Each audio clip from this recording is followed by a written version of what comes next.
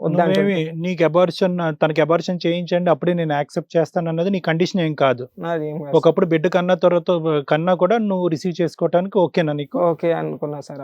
అవునా? ఇందాక అదే అంటున్నాడు అతను. ఓ. అంటే అందరూ పోనీలే బతున్నాడారు అని. కదా, ఒక ఆడపిల్ల జీవితం ఎందుకు నాశనం చేయడం, అది నన్ను మ్మ్. నమ్ముకొని వచ్చింది కదా, పిల్లని కన్నా పర్వాలేదు అనుకున్నావు, పోనీ. కానీ వాళ్ళే భయపడి అబార్షన్ చేయించుకుంటామని చేయించుకో. నిన్ను సంతకానికి పిలిచి అబార్షన్ చేయించేసారు. మరి ఇంకేంటి ఓకే. సమస్య? తర్వాత నుంచి ఇక ఒక 10 రోజులు 20 రోజులు మంచిగా ఉంది మేడం. ఆ, తర్వాత నుంచి ఇక పనుకుంటా లేవదు, నాకు టిఫిన్ పెట్టదు, ఏం చేయదు. ఇక కొంచెం ఇక రుబాబు ఎట్లా చేస్తే ఇంట్లో చేసుకోపో పెట్టుకోపో. అసలు క్యారెక్టర్ ఇప్పుడు బయటకు వచ్చింది. ఓహో. తప్పంతా కవర్ అయిపోయినాక ఒరిజినాలిటీ బయటపడింది పాప. చేసుకోపో, ఆ. నాకు ఇప్పుడు బిర్యానీ కావాలి 2 గంటలకి, తీసుకురాపో, లేకపోతే నేను గోళీలు వేసుకుంటా, నేను చేతులు కోసుకుంటా, నేను ఇట్లా బిల్డింగ్ మీకు వెళ్ళి దునికేస్తా. ఎందుకు అంటే ఏం కావాలంటే తనకి? ఆమెకి ఇష్టమైంది చేయాలి మేడం ఎప్పుడైనా. ఇప్పుడు 2 గంటలకి ఏమంటారు మేడం, తీగల బ్రిడ్జ్ ఉంది కదా ఇక్కడ, అక్కడ తీసుకోమంటది. హ్యాంగింగ్ బ్రిడ్జ్ అక్కడ. ఆ, ఎక్కడ చార్మినార్ ఉంటారు మీరు? తీసుకో, జామస్ మ్యాన్ దగ్గర ఉంటాం. ఓకే, హైదరాబాద్ లోనే ఉంటారు ఒక ఏరియాలో. బేసికల్ గా ఆవిడ కోరికలు ఎక్కువ. కోరికలు ఎక్కువ. మరి కాదు నాన్న, నువ్వు అక్కడితో ఆ అమ్మాయికి అబార్షన్ అయిన తర్వాత మీరు కంటిన్యూ అవుతాం అన్న తర్వాత ఈ సబ్జెక్ట్ అక్కడితో వదిలేసావా, లేదంటే రోజు ఈ ప్రశ్న వాళ్ళు ఆ కంటిన్యూ ప్రశ్న ఎప్పుడు ఎక్కడ కూడా ఎవరు వాళ్ళు నిజంగా గ్యాంగ్ రేప్ అయ్యిందా, వాళ్ళ మీద పోలీస్ కంప్లైంట్ ఎవరు ఎప్పుడు ఇవ్వలేదు? అనలేదు. నువ్వు ఇంతకు ముందు నీకు బాయ్ ఫ్రెండ్ ఎవరైనా ఉన్నారా, ఇలాంటివి అడగకుండా ఉన్నావా నువ్వు? మరి అంత అడగలేదు. మంచోడువా? అడగలేదు సార్. నిజం చెప్పలే. అడగలేదు ఒక సార్. రోజు ఒక ఆడపిల్ల ప్రెగ్నెంట్ అయ్యి మోసం చేసి నీ పక్కన పడుకుని ముందుగానే పెళ్లికి ముందు నీతో పడుకుని ఇవన్నీ కార్యక్రమాలు నడిపించినప్పుడు ఆ అమ్మాయి యొక్క క్యారెక్టర్ మీద చాలా ప్రశ్న అనేటటువంటిది మగాడు అన్నవాడికి ఎవరికైనా వస్తుంది. వస్తుంది సార్. నువ్వెందుకు అంత కాంప్రమైజ్ అయ్యో, ప్రెగ్నెన్సీ తీసేస్తే నేను యాక్సెప్ట్ చేస్తాను, నువ్వు తల్లి తీయించుకో, తల్లి కాకుండా పోవటం ఎందుకు అంత క్షమాగుణం ఎందుకు నీలో? ఏమో సార్ నాకు అట్లా. అబ్బా ఏం లేదబ్బా. నువ్వు ఏ మాట అనకుండానే ఆ అమ్మాయి చేతులు కోసుకోవటాలు, మేడమకి ఎక్కటాలు, పీకలు కోసుకోవటాలు ట్రై చేసిందా? ఏమాట అంటే ఇప్పుడు నన్ను ఇబ్బంది ఇబ్బంది నిజం చెప్పు. పెడుతుండే సార్. ఓకే, ఒకటేంటంటే నిజం అమ్మాయి ఇదే బతకస్తూ సార్. ఏ పని ఓకే చేయట్లేదు. నన్ను ఊకే ఇబ్బంది పెడుతుండే సార్. ఊరికనే ఎందుకు ఇబ్బంది పెడతారు? ఊరికనే ఎందుకు? మీరు ఊరికే ఏమైనా అంటే తిట్టేవాళ్ళ, కొట్టేవాళ్ళ, ఏమైనా ఆమెకి- సాధించే వాళ్ళ, అది అడుగుతున్నారు సార్. అదే సార్, ఆమెకి ఎట్లుంటది అంటే ఇప్పుడు నాకు దయ్యం కనబడుతుంది అంటది. ఆ ఆడియో రికార్డులు కూడా ఉన్నాయి సార్ నా దగ్గర. దయ్యం కనబడుతుంది అంటది, నేను ఇట్లా చేస్తున్నాను అంటది. నేను ఏం అనకముందే, ఏం చేయకముందే, లేకపోతే మా ఇంటికి తీసుకుపోనాను. వాళ్ళ ఇంటికి ఎన్నిసార్లు అంటే అన్నిసార్లు తీసుకెళ్ళిన. మరి వాళ్ళ అసలు ఇంట్లో వాళ్ళకి పిచ్చో చెప్పావా ఈ తెలియదు విషయం? అసలు. చెప్పినా మేడం, తెలుసు ఆ. వాళ్ళ అమ్మకు కూడా. ఏమంటుంది వాళ్ళ వాళ్ళ అమ్మ అమ్మ కూడా మరి? అప్పుడు మంచిగా ఉండే. ఆ. అయ్యో నాన్న అర్థం చేసుకోను, ఇంత చేసినావు కదా, ఇంత క్షమించినావు కదా, అట్లా ఇట్లా అబ్బో. అర్థం చేసుకో అని అన్నాను. ఫస్ట్ టైం వాళ్ళ మీ అమ్మాయి ఆత్మహత్య ధోరణి ఎప్పుడు కనిపించింది? ఏదైనా First- చనిపోవటానికి ప్రయత్నం అనేది కానీ, లేదంటే తను ఏదైనా కోసుకోవటం కానీ ఇలాంటిది ఏమైనా ఎప్పుడైనా చేసిందా? ఎప్పుడు చేసింది? ఫస్ట్ ఏమో గోళీలు దంచుకున్నా సార్. ఫస్ట్ టైం ఎప్పుడు అది? అంటే ఎంతకాలం? అంటే ఇంట్లో పని చేయకపోతే మా అమ్మ అంటుండే. ఉమ్. అంటే వీళ్ళిద్దరికి కొంచెం అప్పుడు అట్లా అయింది. కొద్ది తర్వాత కాదులే, అత్త చాలా కోడళ్ళ ఉంది. గొడవ? ఆ, అది అదే చెప్పు. ఇంట్లో పని చేయమ్మా, పని చేయ- నేర్చుకోమ్మా అని ఉంటారు. 2 గంటలకి ఆ. లేస్తే ఎవరు ఊరుకుంటారు సార్. అదేలే. మరి లేవకపోతుండే, టీవీ పెడుతుండే, పండుకోనియకపోతుండే నన్ను. ఎవరెవరు ఉంటారు ఇంట్లో? నేను, మా అమ్మ, మా అమ్మమ్మ, ముగ్గురేమో, ఆమె 4.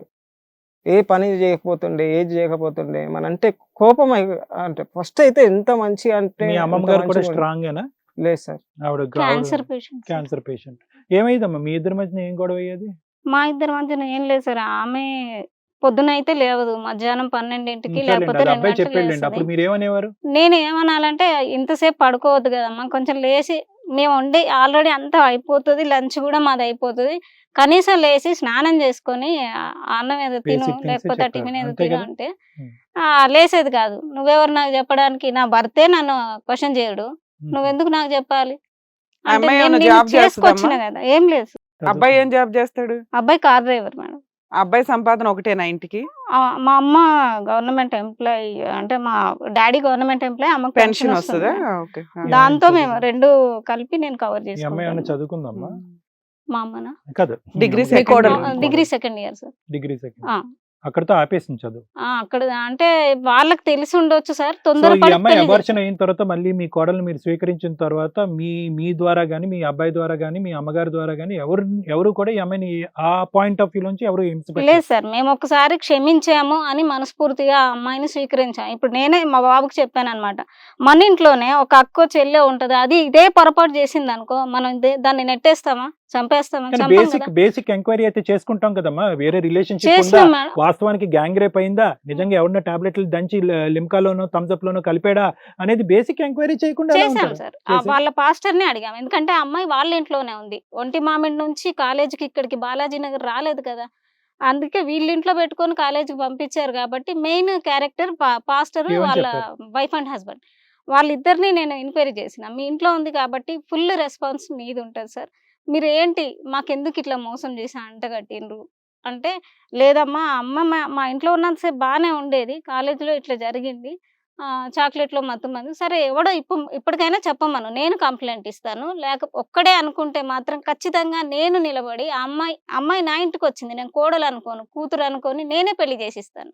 ఎందరో పెళ్లిళ్ళు చేస్తున్నాను, మ్యారేజ్ బ్యూరోలో నేను వర్క్ చేస్తున్నాను సార్. అప్పుడు ఎందరో పెళ్లిళ్ళు చేస్తున్నాను, దానిలో ఇదొకటి అనుకుంటాను, నేను చేసిస్తాను. నా ఇంట్లోకి వచ్చింది కాబట్టి నా కూతురులాగా నేనే వాడికి ఇచ్చి పెళ్లి చేస్తాను. సరే, కంప్లైంట్ ఎవరు ఇచ్చి అని ఎవరు చెప్పాను. మానభంగం ఎవరు చేశారంట ఆ అమ్మాయిని? ఆ క్యారెక్టరే బయటకు రానిస్తలేరు సార్ వాళ్ళు. మాకు తెలియదని పాస్టర్ వాళ్ళు దాటేస్తున్నారు. అమ్మాయి నేను కోమాలోకి వెళ్ళిపోయాను ఆ మత్తు తిన్న తర్వాత, నాకు అసలు అయితే ఏమీ అమ్మాయి ఎవరు బాయ్ తెలియలేదు. ఫ్రెండ్ ఎవరో అయి ఉంటారు, రేపు అయి ఉంటే డెఫినెట్ గా ఇంత మత్తు సపోర్ట్ ఇంత చేస్తే ఊరుకోరా? రగిలిపోవాలి కంప్లైంట్ కదా. చేయడానికి ముందుకు వస్తారు కదా వస్తారు. హస్బెండ్ అత్తగారే సపోర్ట్ చేసినప్పుడు.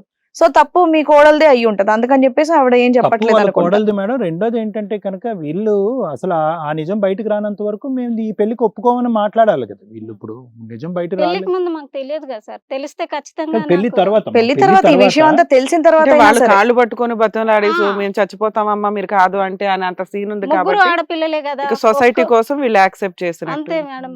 గ్రాండ్ గా చేసిన నాకు సరే ఉన్నదే మా ఒక అమ్మాయి సరే, ఇంత సూసైడ్ ఒప్పుకున్న- అటెంప్ట్ కూడా చేసింది కదా, అవును. మళ్ళీ ఆ తర్వాత కూడా ఎందుకు ఎక్స్క్యూజ్ చేశారు? ఆ తర్వాత నేను ఎక్స్క్యూజ్ చేయలేదు మేడం, ఇంట్లో నుంచి పంపించడానికి అంటే సూసైడ్ అటెంప్ట్ అంటే ఏం చేసింది? ఈయనేమో టాబ్లెట్లు నూరుకుందండి అంటున్నారు, ఏమేం చేసింది? రూమ్ చేయి ఫ్రెషనర్లు కోసుకుంది తాగడం, అంటున్నారు. రూమ్ రూమ్ ఫ్రెషనర్లు ఫ్రెషనర్ తాగేస్తుంది. టాబ్లెట్స్ అన్ని, అమ్మాయి క్యాన్సర్ టాబ్లెట్స్ ఉంటాయి మేడం, ఫీవర్ టాబ్లెట్స్ ఉంటాయి మామూలుగా, అవి అయితే అవును, నేను ఇంట్లో తెచ్చి అవి ఉంటాయి పెట్టుకుంటాను కాబట్టి, పెయిన్స్ కోసం అని. నాకు స్పాండిలైటిస్, దానికోసం ఉండే టాబ్లెట్ అవన్నీ వేసుకొని అబ్బా. దంచేసుకొని దంచుకొని తినే- ఎందుకు తినేస్తారు. అమ్మాయి ఏమైనా సైకోనా ఏంటి? ఏమో full మేడం, psycho అంత పిచ్చి మేడం. పిచ్చిగా బిహేవ్ Full చేయడానికి. psycho. అసలు లేపొద్దు అమ్మాయిని. మరి రాత్రి ముందు అంతా బానే ఉంది కదా, పెళ్ళైన తర్వాత ఒక నెల రోజులు బానే ఉందిగా, నెల రోజులంటే ఈ ప్రెగ్నెన్సీ లోపు అయితే బానే ఉంది మేడం. మరి అంటే తర్వాత పొద్దున్న ఎందుకు అలా లేవలేదు. మారడానికి కారణం ఏంటి? ఏదో ఒకటి మీరు గ్రహించి ఉంటారుగా. ఆగస్టు 21 కి అమ్మాయిని చూసినాం మేడం. ఆ. అప్పుడు పాస్టర్ చూపించారు, మా మ్యారేజ్ బ్యూరోలో ఒక ఆమె ద్వారా ఈ పాస్టర్ పరిచయం, ఆమె ద్వారా ఈ అమ్మాయిని చూసినాము. చూసిన వెంటనే ఇంటికి వచ్చాం, ఒకరికొకరు నచ్చామని కూడా ఏమి చెప్పుకోలేదు. చూసాం, మేము సైలెంట్ గా ఉన్నాము. నాకు మా తమ్ముడు పెళ్లి ఉంది, నేను హుజరాబాద్ వెళ్ళాలి, కరీంనగర్ వెళ్ళాలి. నేను వచ్చిన తర్వాత మాత్రమే మాట్లాడతాను, ఇంతలోపు నన్ను ఏమీ డిస్టర్బ్ చేయొద్దు అని చెప్పి నేను పాస్టర్ కండిషన్ పెట్టి వెళ్ళిపోయాను మ్యామ్. ఊరు వెళ్ళాను. బాబు ఒక్కడే ఇక్కడ ఉన్నాడు, తనని వేరే మళ్ళీ తనకు వంట కోసం ఏర్పాటు చేసి నేను వెళ్ళిపోయాను. అదంతా ప్రోగ్రామ్ అయిపోయి నేను సెప్టెంబర్ 1కి వచ్చిన మేడం.